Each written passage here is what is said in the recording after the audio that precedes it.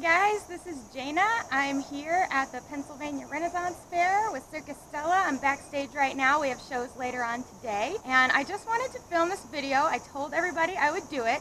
I have some notes actually to keep me on track because this is kind of a weird topic for me to talk about. It's called trichotillomania. It is a compulsion disorder, like an impulse disorder, and it literally means hair pulling, which I know is kind of weird. If you haven't heard about it, if you don't have it, if you don't know somebody with this disease, you're probably a little confused. Most people don't know about it, and it does sound kind of odd, like why would you pull your own hair? But see, that's the thing, it's a compulsion, right? You don't have a whole lot of choice in the matter. So I've had this my whole life, and I would like to share because lately I've been doing really good and it hasn't bothered me as much. I've also just come to accept it more, and I would like to share that with other people who are suffering from it, because I absolutely remember a time, many times over the years when I was younger, where this was very upsetting to me. I was ashamed of it, and I didn't realize truly that it wasn't my fault. So if there are some young people out there, old people, any people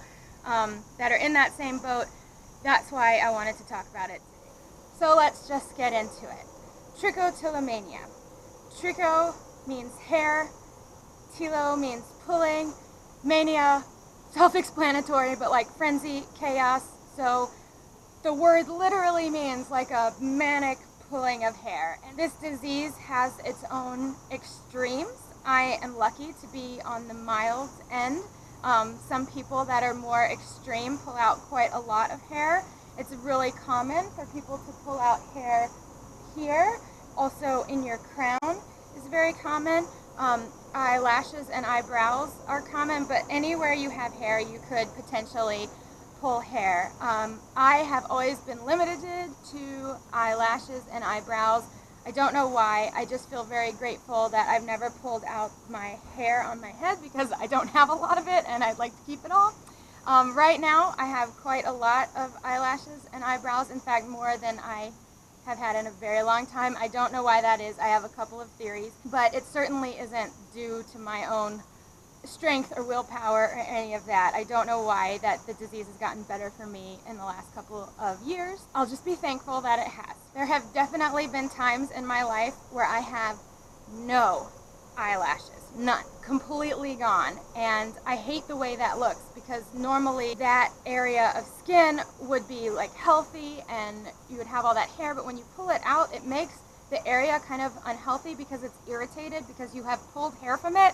Makes total sense when you think about it. So if I do that, the leftover skin there is kind of puffy, like it even almost draws more attention to the fact that I currently don't have any eyelashes, which was always such a bummer for me. And it's really hard to hide with like eyeliner because eyeliner uses that hair to sort of stay in place, and if you pull it all out, there's just nothing to prevent it from just dripping down your face, which is not awesome. There have been times in my life where I don't have any eyebrows, and that is a little bit easier to hide. You can draw those on. In fact, thank goodness for the people in the world that, like, for whatever reason, up to them, you do you, shave off their eyebrows and prefer to draw them on. Like, those people make people who can't help but pull it out like seem like blend in a little better. I don't know, because it's more, I don't know, that's probably silly, but I did get pretty good at like drawing on eyebrows. But what's more common for me is just to have patches, and especially right here in the front and like in the back, I'll have this like one patch in the middle and like no hair on the sides. In general, this disease is not easily treatable. There are treatments, cognitive behavioral therapy being one. I never had any treatment. In fact, I'm self-diagnosed, but it's an obvious diagnosis. I pull out my hair, like that's what it is. I've just never told a doctor that I have it. I think perhaps when I was younger, maybe I should have been seen for this, but I was like irrationally afraid of doctors and just sort of like put my foot down so my parents didn't take me, which thanks Mom and Dad. Sorry, I was a hard kid. I remember this disease going way back till, like, it's literally one of my earliest memories, being a very young child doing this. And the only reason I can place the timing is that we moved out of that house when I was 2.5. So my first house that I lived in, it had blue carpet and a checkered bedspread, and that's basically all I remember of that house because I was so very young. But I can remember laying in that particular room pulling out my eyebrows. So I know that I've been doing this a long time, and it's cyclical. It comes and goes. There are times when I haven't struggled with it, and then there are times that I struggled with it quite a lot. particularly in high school and at middle school as well. And I think that's when my parents started to notice it. They don't have a whole lot of memories, or when I asked them about it, they just didn't want to talk about it, which I understand. But I can remember just being in the living room watching TV and like pulling on my eyelashes and then just telling me to stop as if it were simple, like, oh, just stop doing that. Like, I don't want to be doing this. It's not something I like. I would prefer to just be normal. That would be great. So that was tricky, because usually when people notice it, they're basically just like, well, why don't you stop? It's a compulsion. It's very difficult to just stop, and it is not easily treated. I actually got mansplained to a little bit when I posted about this on Facebook. Somebody's like, oh, it's easily treated with cognitive behavioral therapy. Like, nowhere on the internet. There's no doctor that's going to tell you it's easily treated. It's treatable. It is not easily treated, particularly if you have the kind where you are pulling and you don't even notice it, which absolutely happens to me. Because it's a compulsion, I'll be reading a book or like studying, even eating, just going about life and pulling on eyelashes, and that's hard to stop. Now, granted, when you realize it's happening, which does eventually happen, you're like, oh my gosh, I'm doing it, I should stop doing it, duh, right? It is still difficult to stop. It's still hard. So yeah, there's willpower involved. When you realize you're doing it, you can be like, nope, I'm not going to do that. But every time you tamp it down, it's like, almost like it's going to crop up more later when you're not aware of it. So it is very difficult to treat. There are, if you're suffering from this, there are some great new things that either didn't exist or I just didn't know about them when the disease was worse for me. There's a bracelet that you can actually wear that will vibrate when your hand goes up like to alert you that like, oh hey, you're doing it, maybe you should stop. There are even some little finger gloves that you can get, and I will link these. They'll be in the related blog post and they'll be in the description below. These are the cheaper solution. They're just a couple dollars on Amazon, but you can put these like fingertip covers on, so like then you're going to notice because you're wearing plastic fingertips. Now that's not going to work for you very well if you're sitting in algebra class and you don't want people to know. That would have been something that I would have tried back in the day if I had a chance. So if this is something that's affecting you, I completely think you should do some Googling, because now there are support groups, there are internet like Facebook groups of people who do this that can share tips and techniques with you of how they stop and or try and minimize the behavior. And there's just a lot of help now available. So if it's something that you want help with, seek help. I never did that, and it's not something I'm going to do at the moment because it seems silly, because right now I'm not having an issue with it.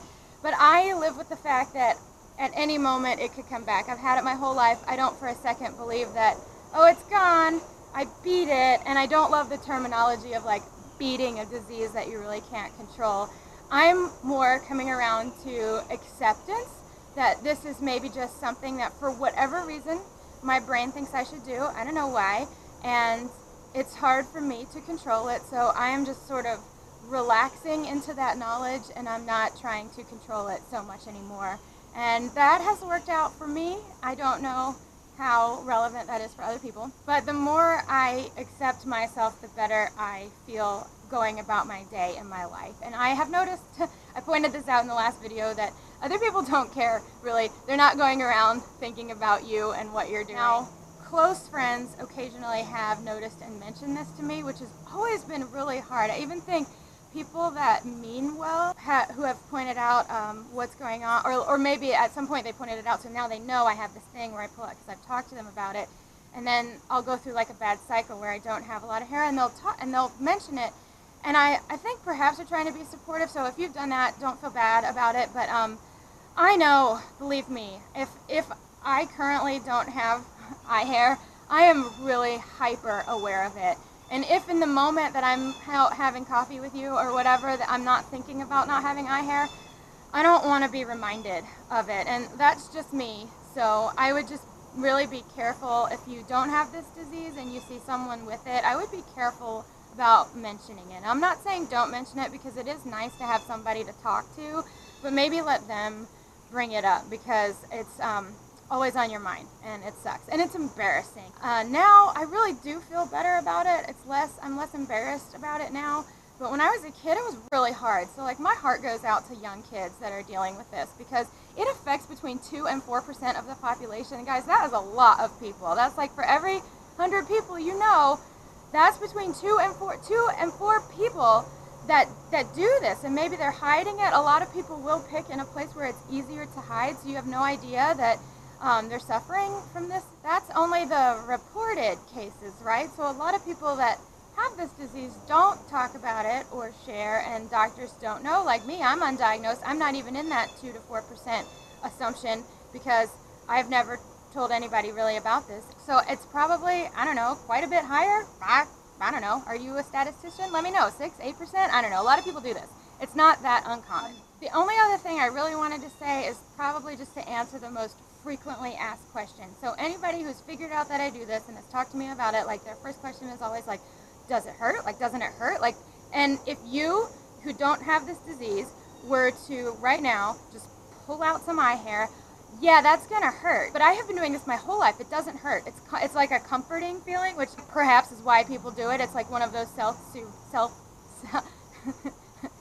self-soothing behaviors. Whoa, Jana. Okay, so no, it doesn't hurt. It's not painful for me. It actually feels fulfilling. Like it's kind of satisfying, which is also why it is difficult to stop. If there's anybody watching the video who wants to reach out, who has this, I am now perfectly comfortable with talking about it, particularly with other people who have this disorder, or if you know somebody that has this disorder and you don't want to talk to them about it, I am available for any of that. I'm happy to listen. I'm happy to answer questions, and I'm happy just to like have a coffee or whatever. So if you are going through this, I'm very sorry. It's really difficult. You are not alone. I'm right there with you. I got your back. So just if you want to talk about it or reach out to me, that is totally cool. If you don't have this disorder and you're just curious, now is the time. I'm open to that now.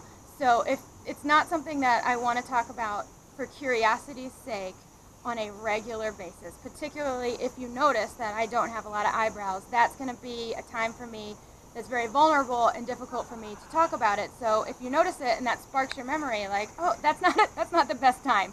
Now's a good time.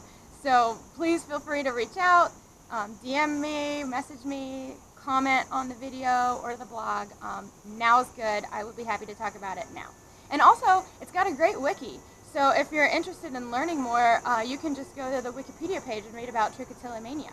Thanks so much for watching. Thanks for understanding. I sure appreciate it if you reach out. Thanks for reaching out. I sure would love it if you would subscribe to my YouTube channel. I've been working really hard on it lately, and maybe give this video a thumbs up. Leave me a comment. That sort of thing helps in the algorithm. So appreciate all your support. You guys have a really nice day or weekend or whatever. I love you. Take care. Bye.